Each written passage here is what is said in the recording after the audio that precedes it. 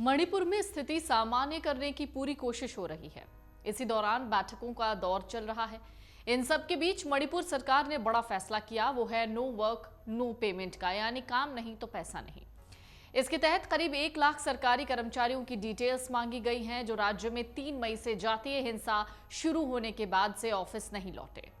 इनमें सभी स्तर के कर्मचारी शामिल हैं। सामान्य प्रशासन विभाग जीएडी ने उन कर्मचारियों का ब्यौरा देने के लिए कहा है जो जातीय हिंसा से प्रभावित राज्य की मौजूदा स्थिति की वजह से कार्यस्थल यानी ऑफिस पर अनुपस्थित हैं। मणिपुर में अभी भी तनाव वाली स्थिति है। ऐसे में गिने चुने लोग ही ऑफिस पहुंच रहे हैं। इसका काम पर बहुत गलत असर पड़ रहा है। घाटी में कार्यरत पहाड़ी क्षेत्र के लोग अपनी जान जोखिम में डालकर ड्यूटी पर लौटना नहीं चाहते।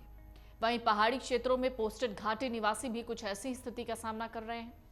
जीएडी सचिव माइकल एचोम की ओर से सोमवार रात जारी एक सर्कुलर में कहा गया, 12 जून को मुख्यमंत्री की अध्यक्षता में हुई बैठक और कार्यवाही के पैरा 5-12 में लिए गए फैसले के मुताबिक मणिपुर सचिवालय के सामान्य प्रशासन विभाग से वेतन प्राप्त कर रहे सभी कर्मचारियों को सूचित किया जाता है कि उन सभी कर्मचारियों पर काम नहीं तो वेतन नहीं नियम लागू होता है, जो अधिकृत छुट्टी लिए बगैर कार्यस्थल पर नहीं पहुंच रहे।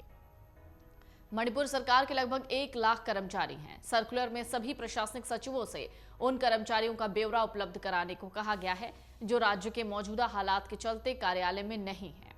इसमें निर्देश दिया गया कि सामान्य प्रशासन विभाग और कार्मिक विभाग को 28 जून तक ऐसे सभी कर्मचारियों के नाम, EIAN यानी कर्मचारी पहचान संख्या, मौजूदा पता सहित बाकी विवरण उपलब्ध कराए जाएं ताकि उनके खिलाफ उचित कार्रवाई हो। मणिपुर में बहुसंख्यक मेइती और अल्पसंख्यक कुकी समुदाय के बीच मई की शुरुआत में भड़की जातीय हिंसा में अब तक 100 से ज्यादा लोग मारे गए हैं। सरकार के नए नियम के मुताबिक कुकी जनजातियों की संस्था कुकी इंपी यानी मणिपुर ने विरोध किया है, जिसे कहते हैं KIM, जिसको कहा जाता है कुकी इंपी मणिपुर। कुकी इंपी मणिपुर के महासचिव खैखो हाउ गंगटे ने कहा कि मणिपुर सरकार अपने कर्मचारियों, खास करके इम्फाल घाटी से भागे लोगों की जान जोखिम में डाल रही है। उन्होंने कहा, इम्फाल वापस जाने का कोई रास्ता नहीं है। इम्फाल जाने का मतलब है कुकी लोगों की जान जोखिम में डालना। हिंसा को देखते हुए राज्य में 30 जून तक इंटरनेट पर प्रतिबंध लगा दिया गया है। सर्वदलीय बैठक में गृह मंत्रालय ने हिंसा में अब तक 131 लोगों की मौत की जानकारी दी। वहीं 419 लोग घायल हैं। आगजनी की 5000 से ज्यादा घटनाएं हो गई हैं। 6000 मामले दर्ज हुए हैं और 144 लोगों की गिरफ्तारी हुई है। राज्य में 36,000 सुरक्षाकर्मी, 40 IPS तैनात हैं। मणिपुर में बीते महीने हिंसा के दौरान लूटे गए 5000 से ज्यादा हथियार उपद्रवियों की ओर से बेचे जा रहे हैं। इसका खुलासा सेना और पुलिस के जवानों द्वारा 4 हथियार तस्करों की गिरफ्तारी से हुआ। एक रिजर्व बटालियन के कुक को भी इस सिलसिले में पकड़ा गया, हालांकि उसके नाम का खुलासा नहीं हुआ है। इन तस्करों के पास 4 9mm कार्बाइन, कुछ मैगजीन, एयर पिस्टल, गोला बारूद के अलावा 21 जिंदा कारतूस और 2.6 लाख रुपए यानी 2,06,000 रुपए नकद मिले हैं। वहीं नागालैंड में असम राइफल्स और कोहिमा पुलिस ने संयुक्त अभियान में मणिपुर जा रहे हथियारों की बड़ी खेप पकड़ी है। इसमें 2 पिस्टल, 4 मैगजीन, गोला बारूद और बाकी विस्फोटक सामान मिले हैं। मणिपुर हिंसा के शुरुआती चरण में पुलिस थानों और सुरक्षा बलों से लूटे गए 1/4 हथियार वापस हासिल किए जा सके हैं। अब तक 1100 हथियार, 13,702 गोला बारूद और विभिन्न प्रकार के 250 बम बरामद किए गए हैं। मणिपुर की आबादी है करीब 38 लाख। यहाँ 3 प्रमुख समुदाय हैं, मैतेई, नगा और कुकी। मैतेई ज्यादातर हिंदू हैं। नगा कुकी ईसाई धर्म को मानते हैं। शेड्यूल ट्राइब यानी ST वर्ग में आते हैं। इनकी आबादी है करीब 50%। राज्य के करीब 10% इलाके में फैली इम्फाल घाटी मैतेई समुदाय बहुल ही है। नगा कुकी की आबादी करीब 34% है। ये लोग राज्य के करीब 90% इलाकों में रहते हैं।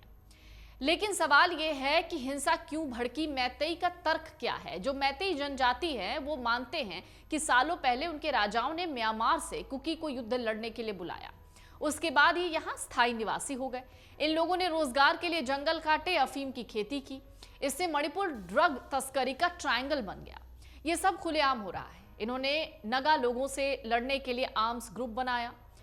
तो नगा और कुकी विरोध में क्यों है? बाकी दोनों जनजाति मैतेई समुदाय को आरक्षण देने के विरोध में है।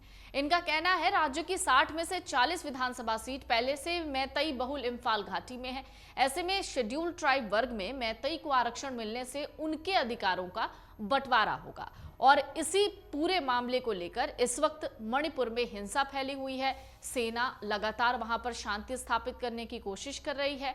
इसी बीच एक दिन पहले ही सेना ने वहां का एक वीडियो जारी किया, जिस वीडियो में साफ देखा जा सकता था कि 1500 से ज्यादा महिलाओं ने सेना के खिलाफ आंदोलन शुरू कर दिया था। सेना को पूरी तरीके से घेर लिया, जिसके बाद सेना को उन 12 उग्रवादियों को छोड़ना पड़ा जिसे सेना ने पकड़ा था।